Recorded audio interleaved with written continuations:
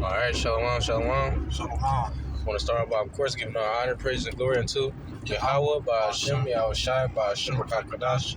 They want to say the elder Alphonse, Great Millstone, Ruba, Teachwell. Zach Shalom to a few sisters, as well as you brothers, might be tuning in, listening, and learning. You gotta talk louder than that, bro. Shalom. But just getting right into it. Lesson title going into the narrow path. Just get right into it without further ado delay.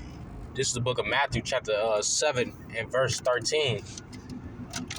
Enter ye in at the straight gate, for wide is the gate and broad is the way that leadeth to destruction. All right. And So many. there you go. It say enter ye in at the straight gate. When you go in that word straight, it goes back to a position of difficulty. Because what do 2nd Ezra 7 and 57 say? It say that men are born upon the earth that they shall fight. If you paraphrase it, man. That's why we're on earth, man. We're here to fight, man. We're here to fight for Yahweh Bashem Yahweh Shah. So bring that back again.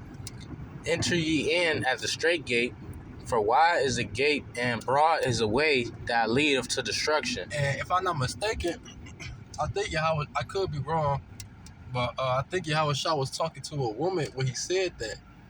So if he was talking to a woman when he said that, how much more his man that's on the battlefield, man, that's actually fighting, that's actually week in, week out, going to camp on the line, doing these lessons, continuing to push this workout, how much for the men of the Lord, man? It said that men that are born on the earth shall fight, man. And the scripture just said right there, enter ye in the straight gate. Because broad is the way that leadeth to destruction, man. A lot of people try to take the easy way out, try to find loopholes when it comes to serving the Lord, but you can't do that, man. You gotta go through the straight gate, just like Jonah, man. He tried to get away, but guess what? The Lord swallowed his ass up, man. And he had to do what the Lord ordered him to do, man. So whatever your lot is, you have to just go through it, man. There's no way around it, because the Lord controls everything anyway. So you can't outsmart the Lord. You can't have it in your mind, oh shit, well, if I do it like this, the Lord ain't gonna know, man. Because the scriptures say that the deceived and the deceiver are both his, man. So the Lord see everything. The Lord is literally controlling everything, your every movement, your every thought, man. You in the whole trick bag, you in the whole checkmate when it comes to Yahweh Bashem Yahweh Shah, man. So should bring that back one more time. This is the book of Matthew, chapter 7 and verse 13. Enter ye in at the straight gate, for wide is the gate and broad is the way that leadeth to destruction, and many there be which go in thereat. Right. Many niggas trying to take the easy way out, but you ain't taking the easy way out. Hey, you don't want to suffer now? Guess what? You gonna suffer in the time of Jacob's trouble. You gonna suffer when them nuclear missiles hit. Since you don't want to suffer now, that's how this thing go. It is this teacher chat I'm in. A brother sent like one of those motivation quotes, and it said either go suffer, you go either damn, how did it go? I literally just read it. You're gonna suffer you're gonna suffer and delay. No, it's like you're gonna suffer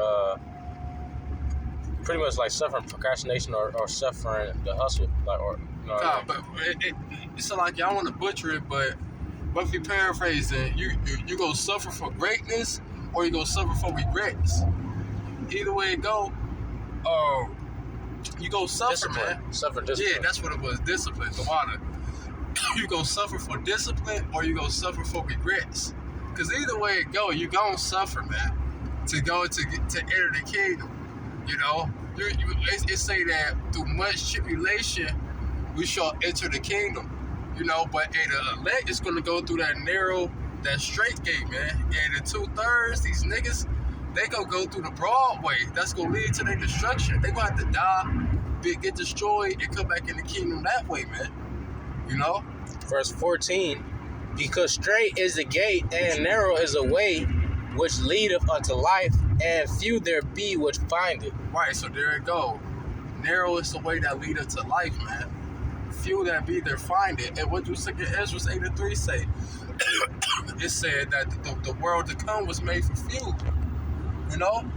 Everybody not gonna make it on this go around. God, this ain't back in the time of Egypt, in ancient Egypt, when the Lord delivered all the nation of Israel. On top of that, you had mixed multitude. You had other heathens that left Egypt with the nation of Israel.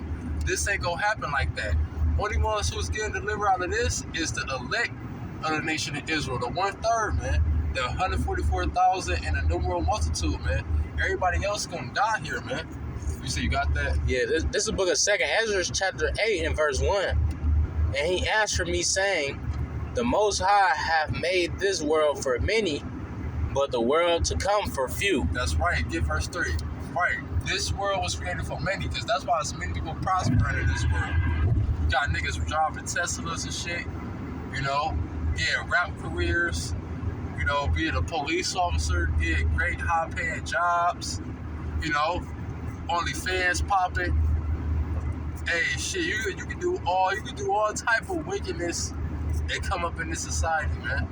Because this is a wicked society. The majority of the earth is wicked, man. That's why this world was created for many. Because it's only a few righteous, man. It's only a few righteous, and that's the Lord's elect. That's why the world to come is for few. Because if you ain't righteous, you're not entering the kingdom. Verse 3. There be many created, but few shall be saved. There it go. Only few gonna be saved, man. Because they going through that straight gate, that narrow path. They're not going through that broad way, man, that leads to destruction. You know, they're going through that suffering, that long suffering process, man. You know, AC 2/3, they gonna get they suffer at one short period of time. The elect is suffering since the beginning, man. You know, all the way to the time of deliverance, man. Cause yeah, the elect gotta go through Jacob's trouble too.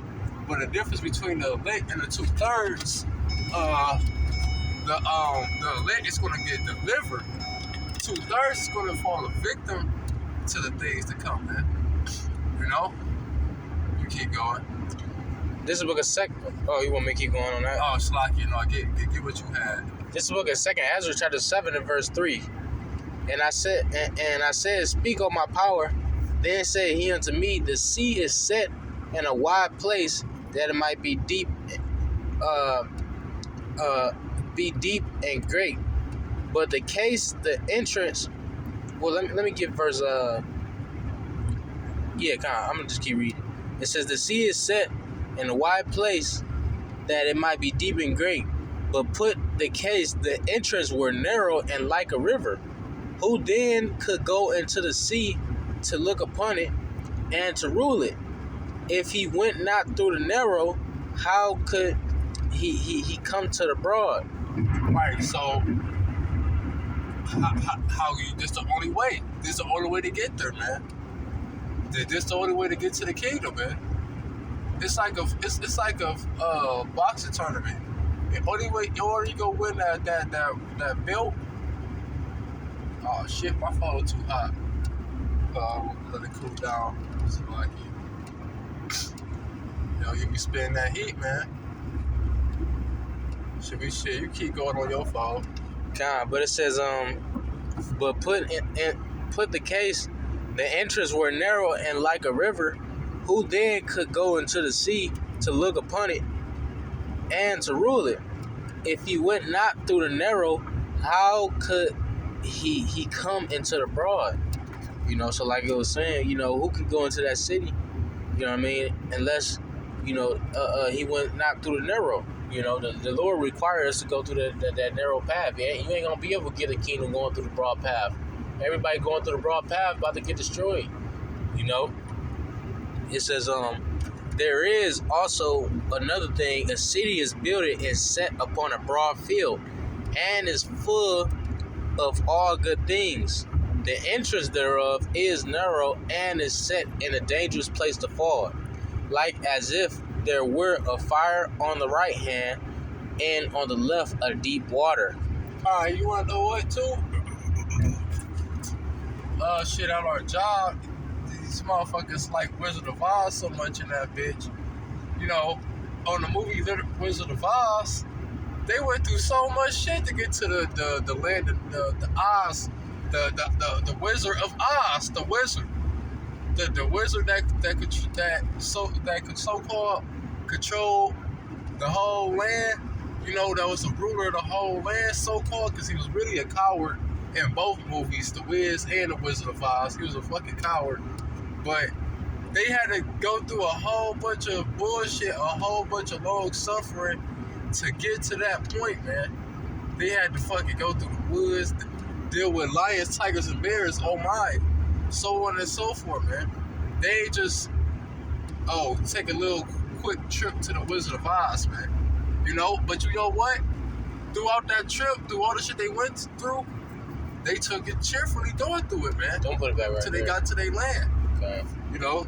But, so like, not to their land, but till they got to the Wizard of Oz land.